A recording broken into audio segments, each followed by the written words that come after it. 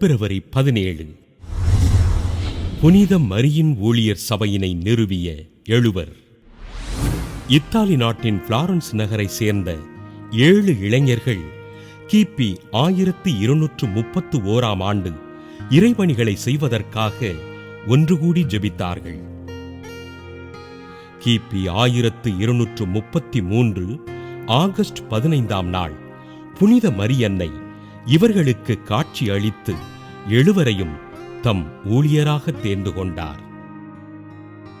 பாலைவன பகுதியான மொந்தே செனாரியோவில் கடும் தவம் செய்த இவர்கள் தங்களை இறைவனுக்கு அர்ப்பணித்து ஜெபித்தார்கள்.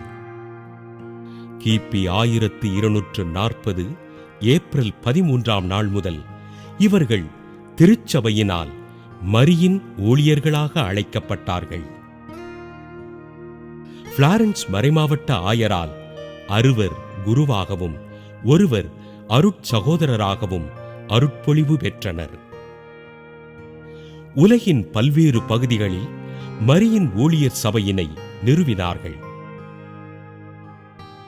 கிபி 1259 ஆண்டு திருத்தந்தை 4 அலெக்சாண்டர் மரியின் ஊழியர் சபையினை ஏற்றுக்கொண்டார்.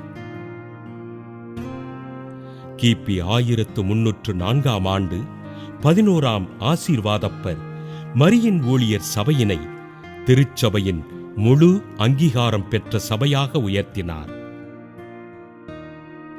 புனித மரியன்னையின் பெயரில் மறைபணிகள் செய்த எழுவரையும் திருச்சபை புனிதர்களாக உயர்த்தியது. புனித மரியின் ஊழியர் சபையினை நிறுவிய எழுவரின் திருவிழாவினை சிறப்பிக்கின்ற நாம் இவ்வுலகில் மறைபணிகளை செய்து வரும் துறவற சபைகளுக்காக ஜெபிப்போம்.